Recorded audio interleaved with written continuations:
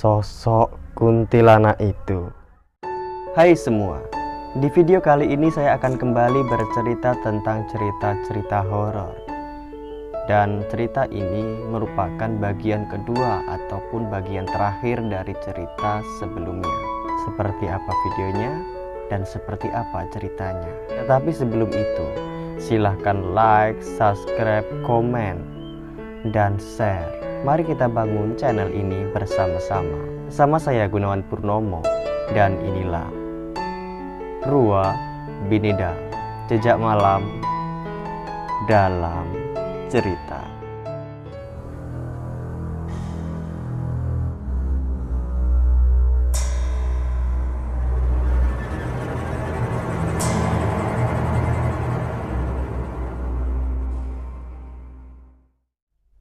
Setelah malam mencekam itu, pagi pun datang.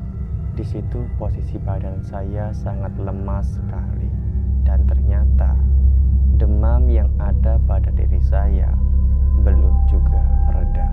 Meskipun saya sakit, tetapi saya harus tetap masuk sekolah.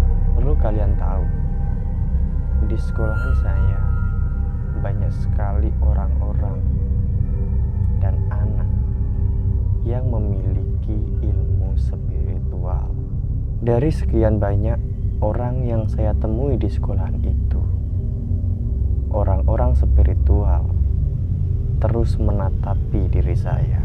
Tetapi dari raut muka orang-orang itu terpancarkan aura-aura kesedihan. Ya, mungkin karena dia kasihan kepada saya. Meskipun terpancarkan raut muka kesedihan, tetapi mereka tidak bisa melakukan apa-apa. Ya, apa boleh buat?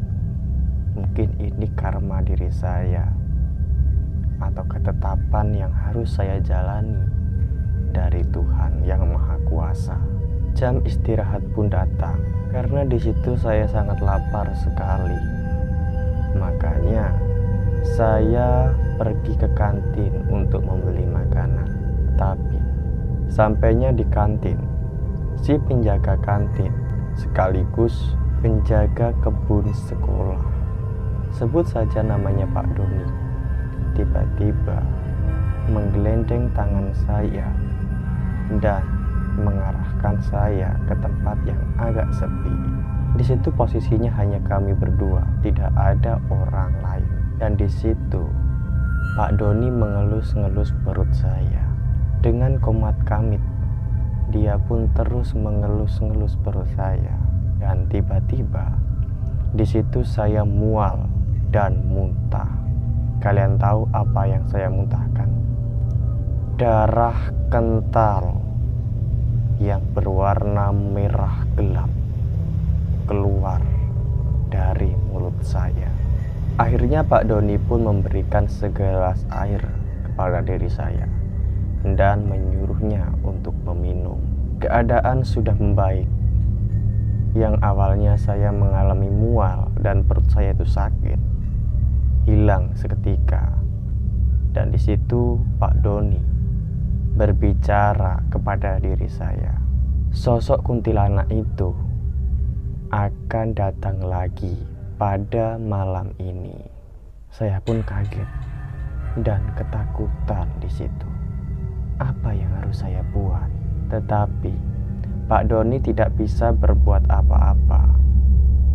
Dia juga berkata kepada saya bahwa diri saya ada sosok yang menjaga, tetapi diri saya belum mengetahui hal itu.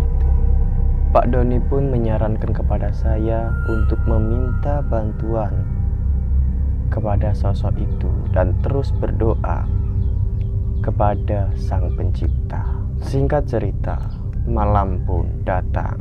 Di situ saya masih teringat dengan perkataan Pak Doni, dan saya berusaha untuk mengingat sosok apa yang sebenarnya menjaga diri saya ini. Tetapi sebelumnya saya mohon maaf karena saya tidak bisa menyebutkan nama dan bentuk dari sosok yang melindungi diri saya. Jadi, sebelumnya saya mohon maaf. Seperti malam kemarin, tepat pada jam 9 malam, saya pun tertidur. Sesuai dugaan, tiba-tiba saya terbangun pada tengah malam. Pada waktu itu, saya sudah yakin bahwa sosok itu pasti akan datang. Di situ badan saya tidak bisa digerakkan, dan suara yang keluar dari mulut saya tidak ada sama sekali. Ya, saya mengalami ketindihan lagi. Seketika itu saya mencium bau yang sangat anyir dan suara tawa dari sosok kuntilanak. Tiba-tiba ada kabut putih yang menembus tembok lalu menghampiri diri saya. Posisi kabut putih itu menindih badan saya. Rasa sesak sekali. Rasa panas kembali terasa pada perut saya. Saya merasakan di situ seperti ada yang mencekik leher saya. Sakit sekali. Dan di situ saya hampir tidak bisa bernafas.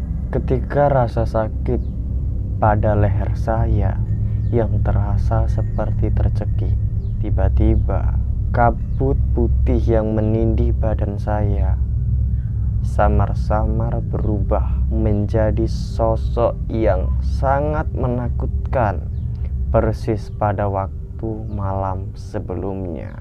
Ya, sosok kuntilanak. Dan sosok itu bicara kepada saya. Bagaimanapun caranya, kamu akan menjadi milikku. Di situ saya sangat ketakutan sekali. Tetapi sosok itu kembali berkata, Jangan takut, aku tidak akan menyiksamu.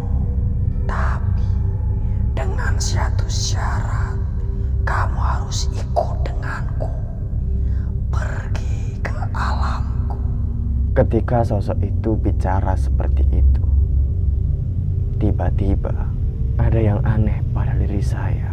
Yang awalnya ketakutan menyelimuti diri saya, dengan sekejap rasa takut itu hilang. Dan entah bagaimana caranya, tiba-tiba saya mengeluarkan kata-kata yang sangat pedas sekali kepada sosok itu. Hei setan, saya tidak akan ikut denganmu. Saya tidak takut denganmu.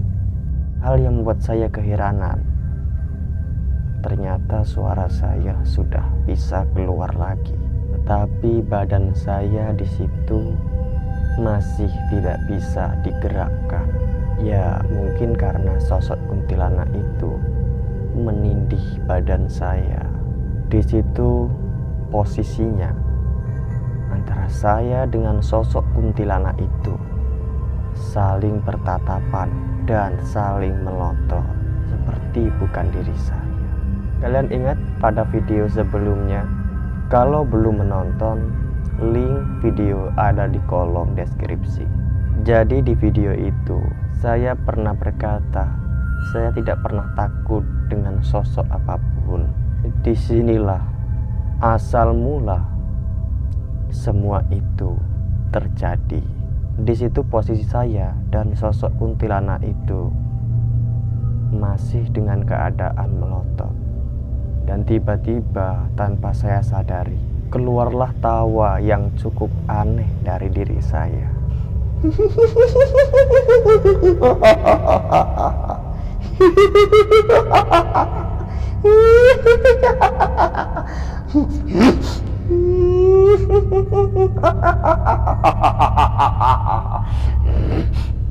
Karena saya tidak pernah tertawa seperti itu, dan saya juga tidak pernah membuat tawa seperti itu. Sebenarnya apa yang terjadi pada diri saya? Dan hingga sekarang ini tertawa macam itu masih saja saya lakukan. Tetapi anehnya ketika saya tertawa seperti itu, sosok kuntilanak yang menindih badan saya tiba-tiba beranjak pergi. Dan sekarang posisi kuntilanak itu ada di sudut ruangan. Sosok itu masih melotot kepada saya, tetapi di situ saya tidak mengalami rasa takut sama sekali. Seolah-olah itu bukan diri saya. Dan kalian tahu apa yang terjadi? Ternyata badan saya sudah bisa digerakkan semenjak sosok kuntilanak itu beralih ke sudut ruangan. Pada saat itu, meskipun badan saya sudah bisa digerakkan, tetapi saya tidak bisa merasakan badan saya sendiri. Serasa seperti orang pingsan, tetapi anehnya saya sadar badan saya sedang berdiri. Iya, ketika sosok itu ada di sudut ruangan, saya pun berdiri di atas ranjang. Pada saat itu keluarlah gertakan yang saya lontarkan kepada sosok itu agar cepat pergi. Ngalih! Sontak sosok itu menangis dan lenyap begitu saja.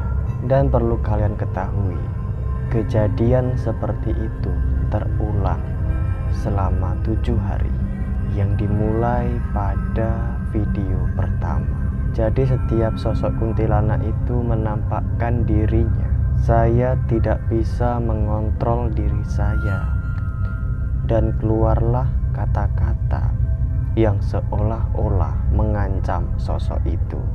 Singkat cerita, pada malam terakhir, malam ke-7 pada waktu saya mengalami ketindihan, sosok yang mendampingi diri saya ternyata menampakkan dirinya kepada diri saya. Tapi mohon maaf, untuk bentuk dari sosok itu saya merahasiakannya. Di situ sosok itu berusaha untuk membantu saya. Sosok itu menyuruh saya untuk pergi ke salah satu pura. Sekali lagi saya mohon maaf, saya tidak menyebut nama pura itu, tapi bentuk pura itu seperti ini.